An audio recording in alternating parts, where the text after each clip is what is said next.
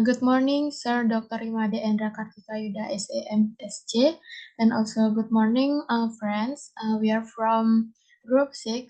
Today we would like to present to you about bank health and bank secretary. There is legal basis, rules, violations, and implications. Next.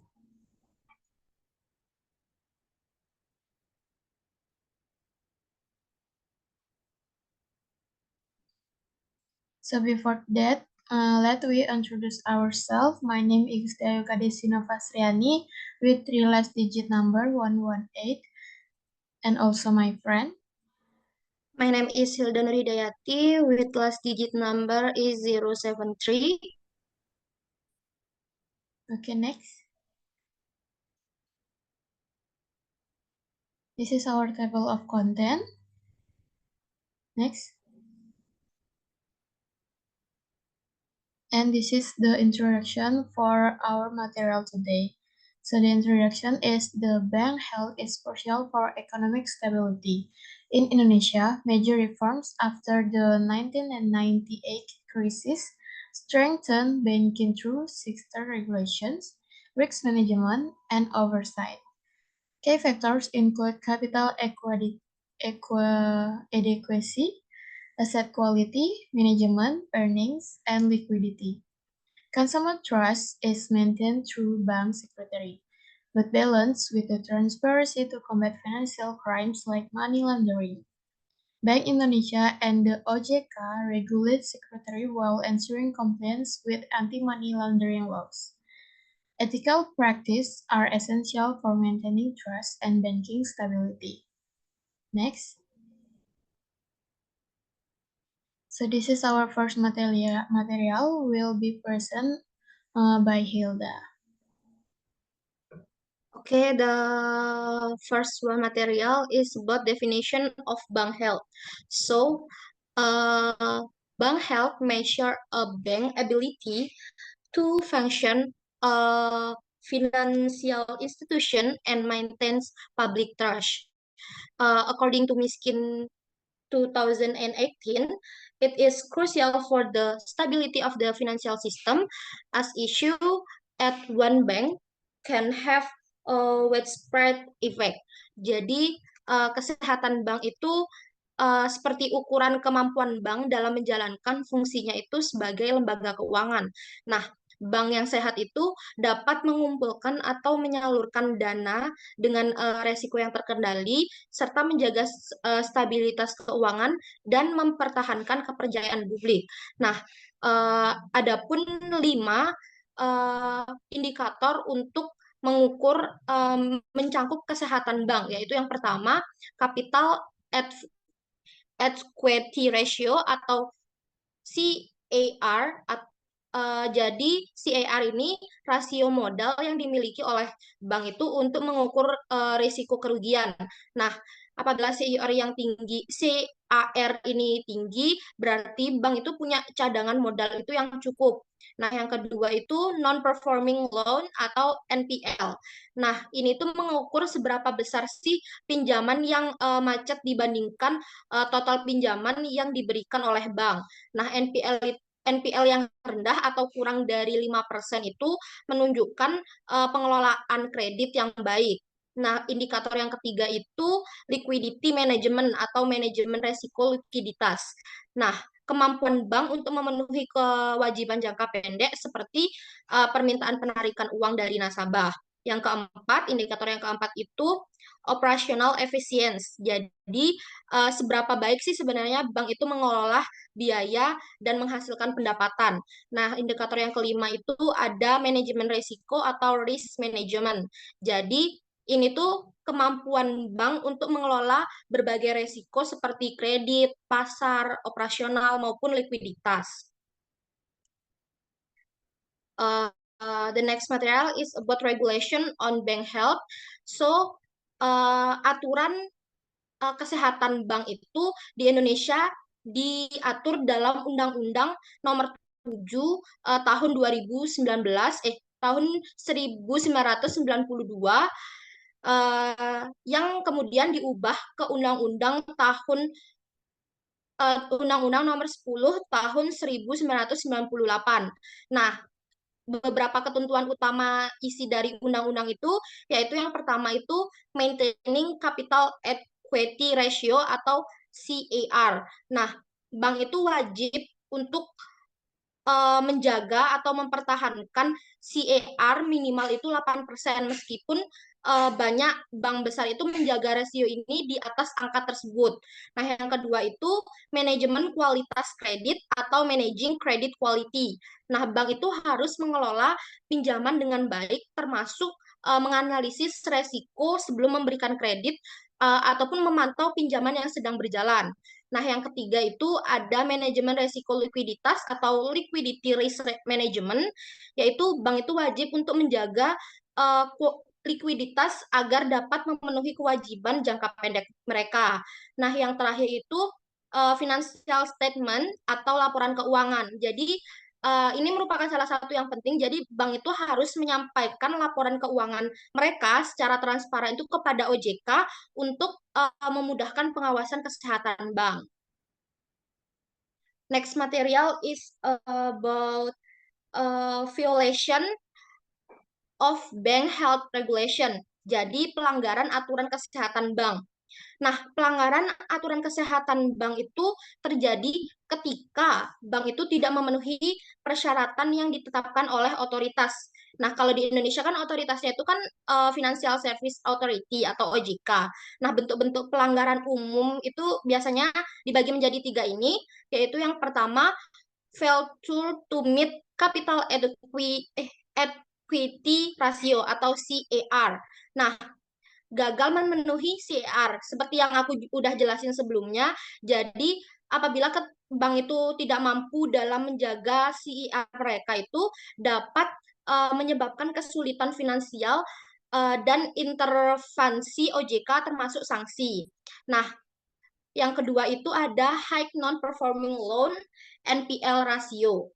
Nah, rasio NPL itu apabila rasio NPL itu tinggi, itu menunjukkan masalah dalam pengelolaan aset dan dapat menyebabkan kerugian besar terhadap bank tersebut.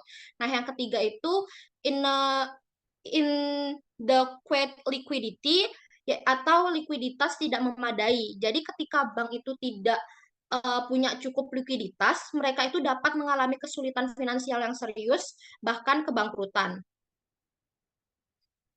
Okay, the next material will present by my friend. Thank you. Okay, the next material is the definition and purpose of implementing Bank Secretary. So, the Bank Secretary Act atau BSA, enacted in 1970, aims to combat financial crimes like money laundering.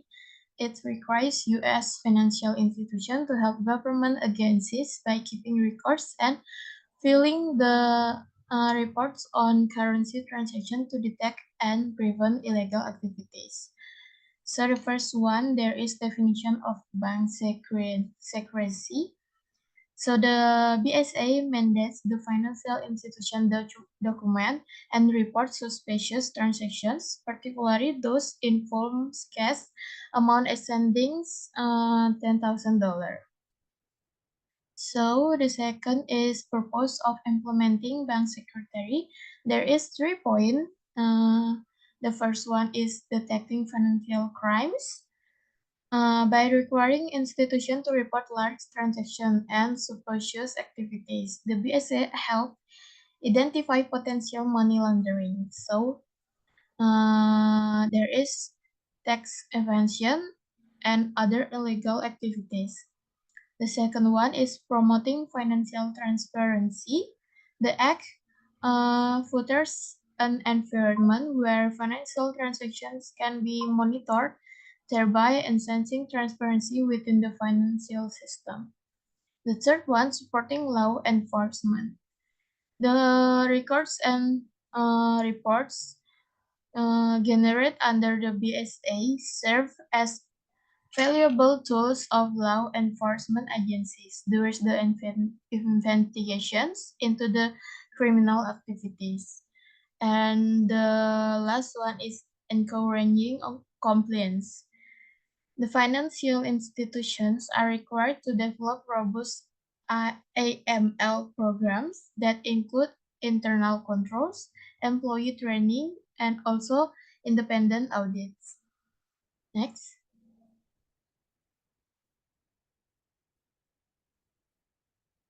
And then we move to the next submaterial is legal basis for the implementation of bank secrecy. So the legal basis for bank secrecy comes from national laws, regulatory frameworks, international agreements, and contract between banks and consumers. It ensures confidentially protecting consumer informed from authorized access. However, it must balance privacy with the regulation to prevent activities like money laundering and tax evasions. So the key legal foundation include these frameworks and agreements. Next. And also, uh, below are the legal foundations for bank secrecy. The first one is the banking law and regulations. So, many countries have specific legalization governing banking operation, often referred to as banking acts, financial institutions acts, or similar. The second one is data protection and privacy laws. In many jurisdictions, bank secrecy is reinforced by border data and also protection laws. The third one is contractual obligation. So the relationship between a bank and its customer is often governed by contracts, which include explicit clauses on confidentiality and secrecy. The fourth one is anti-money laundering atau AML and counter-terrorism financing or CTF regulations. While banking secrecy laws protect consumer information, they are not absolute. Expectations are made in case where disclosure is necessary to combat illegal activities such as money laundering, terrorism financing, and also tax evasions. Most countries have adopt anti-money laundering or AML and counter-terrorism financing or CTF regulation to required banks to report suspicious transactions to relevant authorities. And next is tax reporting and exchange of information agreements.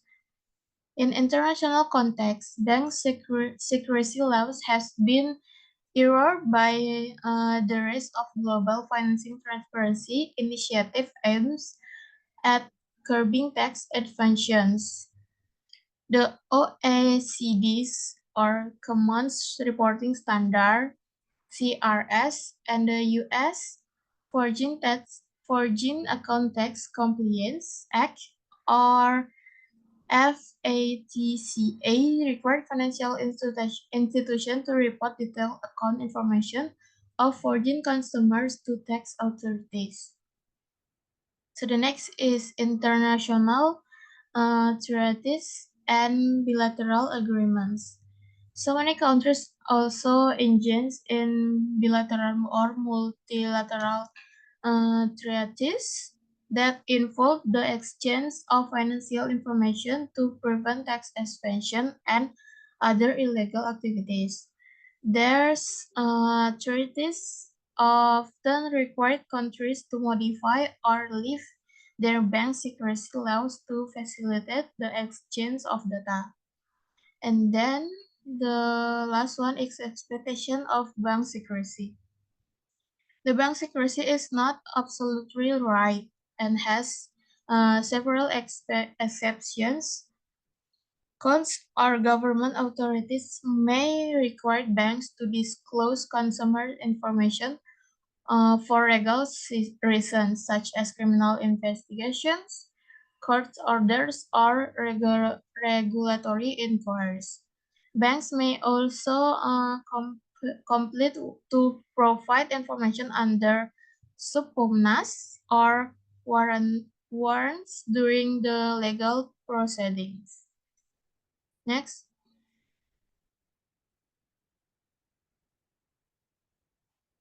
And then the expectation to bank secrecy and administrative sanctions. So there is the first is expectation to bank secrecy. And then there's some points in this material. The first one is anti-money laundering or AML and counter-terrorism financing or CTF regulation. So the financial institutions are required to disclose certain consumer information to authorities when there is suspicion of money laundering or terrorism financing. The second one is court orders and legal proceedings. Banks may be required to provide consumer information in response to court orders, subpoenas, and warrants, or as part of civil or criminal investigations. The third one is tax evasions and international tax compliance. So the banks are required to share consumer information with tax authority to combat tax evasions. That is particularly relevant under international agreements like foreign account tax compliance or FATCA. So the first one is regulatory audits and oversights. Financial regulators, such as central banks or banking supervisory authorities, may request the access to consumer information during the regulatory audits or investigation. This ensures the bank are complying with the financial regulations such as capital adequacy requirements, consumer protection laws, and also AML or CTF. So, and then the fifth one is public interest or national security. In some cases, national security concerns in the public interest may override bank secrecy. For example, in instance of organized crime, terrorism, or threats to national security. The sixth one is consumer consent. Bank can be waived if the consumer provides explicit consents. This typically occurs in situations where a consumer authorities the bank disclose inform to third parties such as accountants, lawyer, or financial institutions. The next is bank insolvency or resolution proceedings.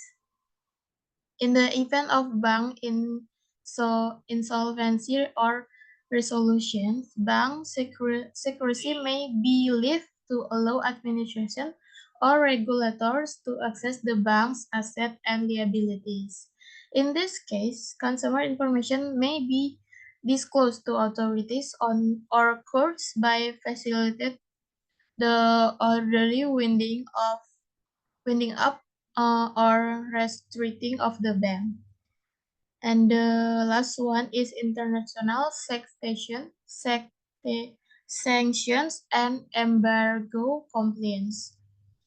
Banks are required to complete the international sanctions regime, such as those imposed by United States or the U.S. Office for Joint Asset Control of OFAC. Next.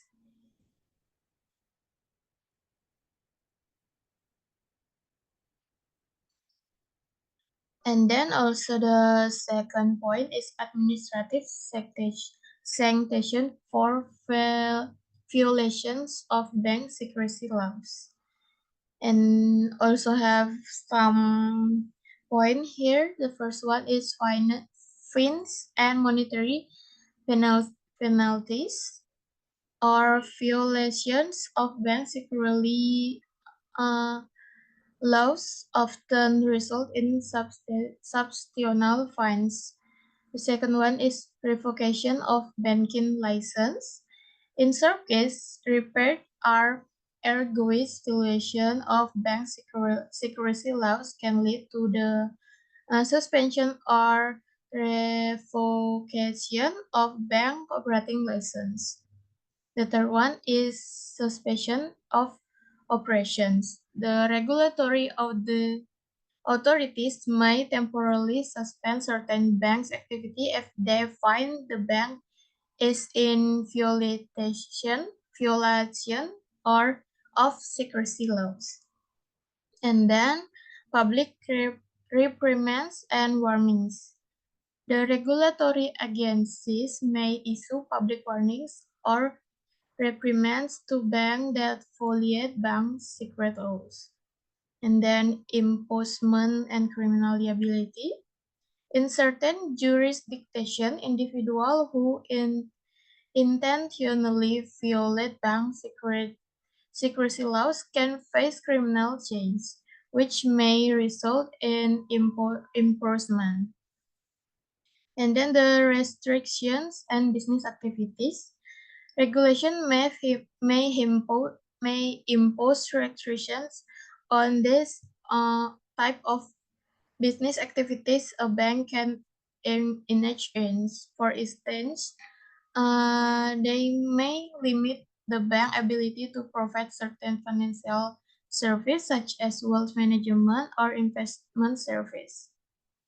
And then civil liabilities and consumer lawsuit. If the consumer suffers harm due to bank's violation of secrecy laws, they may have uh, file a civil lawsuit for damage.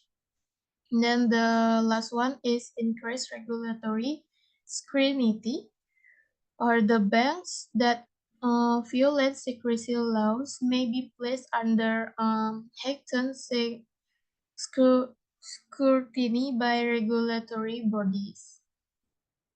Next. And then we jump to the study case. The study case that we use here is Wells Fargo scandal in 2019. A comprehensive analysis of banking regulatory violations and privacy breaches. The first one, there's background. The 2016 Wells Fargo scandal exposed a toxic culture where employees, under the pressures to meet a sales target of open warm 3.5 million fraudulent accounts. Weak oversight and privacy violation led to over $195 million in fines. So despite the stricter post in 2008 regulations, in the case highlight the need for better governance and enforcement in banking. Next. So this is will be present by Hilda.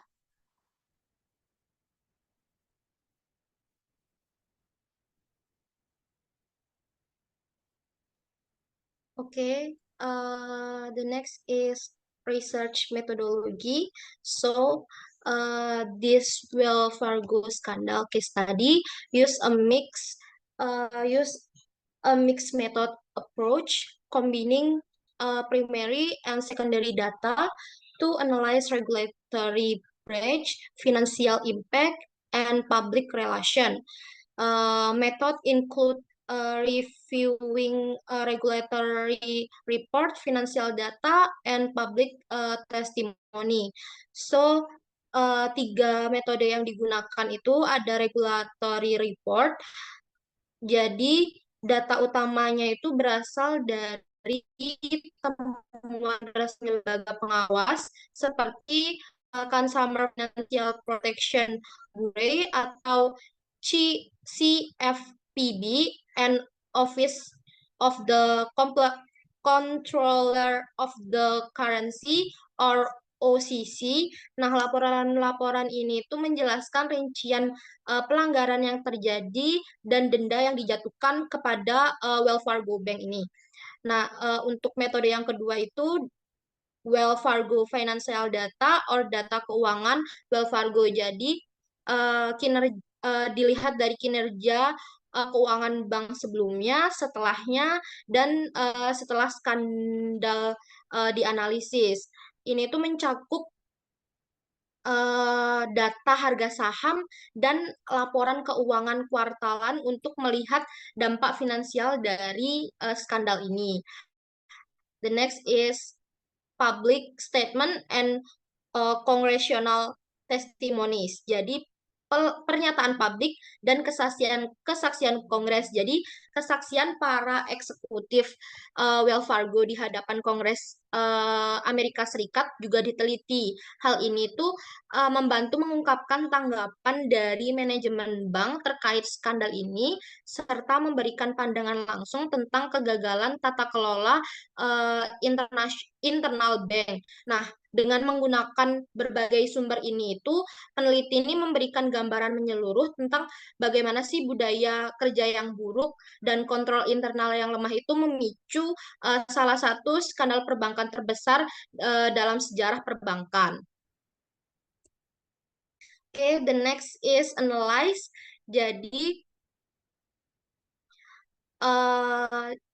berdasarkan apa namanya kasus ini itu ada hasil analisa yang pertama yaitu mengenai corporate culture and self practice and Wells Fargo. Jadi ini data untuk sales dari pada saat terjadinya kasus, yaitu adapun kasus yang terjadi di mana ada 3.500.000 akun yang disalahgunakan dengan apa namanya aplikasinya yang digunakan yaitu 565.000 dan jumlah kerugian dari akun fake itu atau akun palsu itu sejumlah 400.000 US dollar seperti itu. Nah, selanjutnya yaitu violation of bank sanctuary at Wells Fargo. Nah, Wells Fargo ini Wells Fargo violating consumer privacy by opening over 3.5 million akun and 565.000 credit card without consent to meet sell target, which branch violating the Graham Ledge Billy H led to over 185 US dollar million in fine and severely damaged public trust. So this scandal underscores the need for stricter data protection and ethical practice in banking. The next is failure of internal control and violating of banking health regulation. Jadi ini beberapa kesalahan ataupun yang dilakukan oleh Wells Fargo Bank ini, yaitu yang pertama itu opening of unauthorized account, jadi membuka akun palsu tanpa sepengetahuan nasabah, yaitu yang kedua privacy violation atau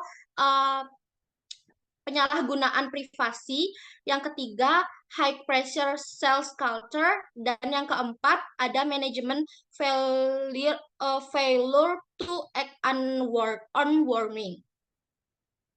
The next is decline in stock price and financial impact. The Wells Fargo scandal had a negative impact on the bank's stock price and financial performing. As investor confidence plummeted, the stock price dropping from $58 in 2015 to 48 US dollar in September 2016, shortly after the scandal emerged.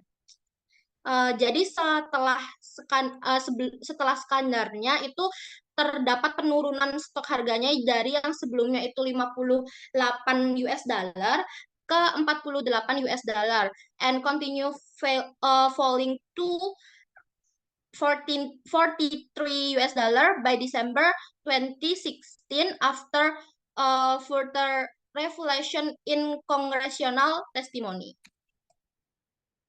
Ini bentuk tabel dari sebelum skandal terjadi, saat skandal, dan setelah skandal tersebut terjadi. Okay, the next material will present by my friend. Okay, the next is the policy recommendation. The first point is the stricter oversight of sales practices.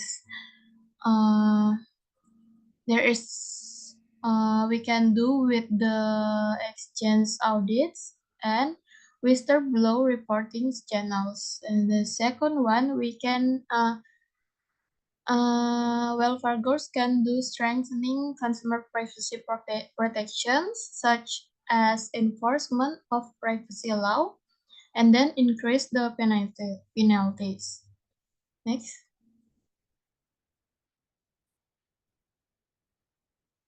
Also, welfare goals can improvement of the internal controls, such as robust internal audit system, and also exchange government frameworks, and then cultural reform in the banking sector, such as promoting an ethical corporate cultures, and also mandatory ethics trainings. Next.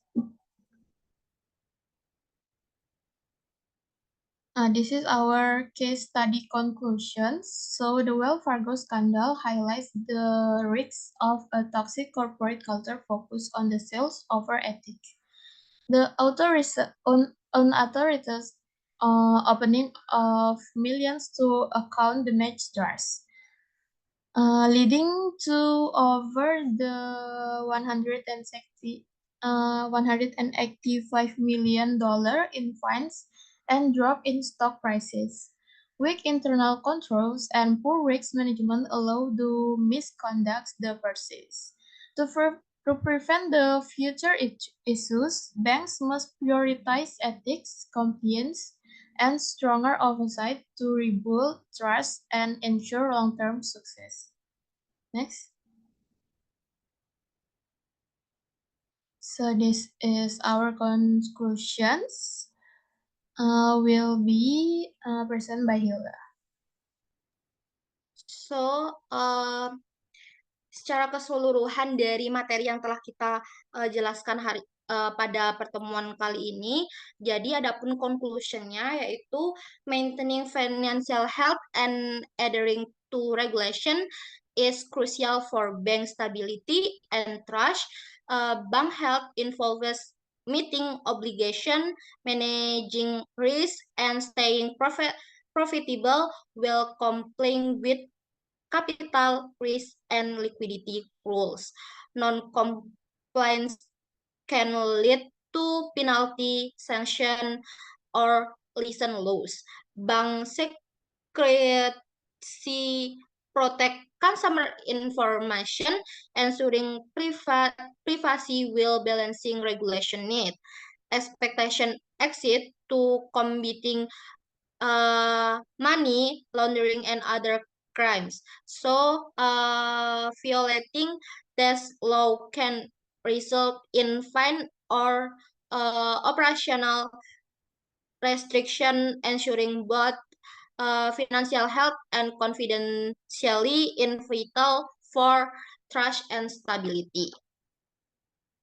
Okay, I will back to moderator. Thank you. Okay, thank you, Hilda.